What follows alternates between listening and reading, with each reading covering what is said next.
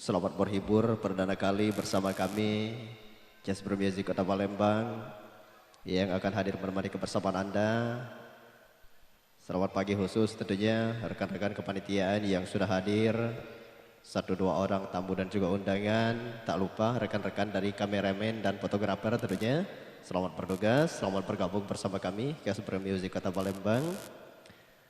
Baik, kalau tadi 2 nomor lagu sebagai persembahan awal dari kami sudah kami persembahkan ke depan Anda.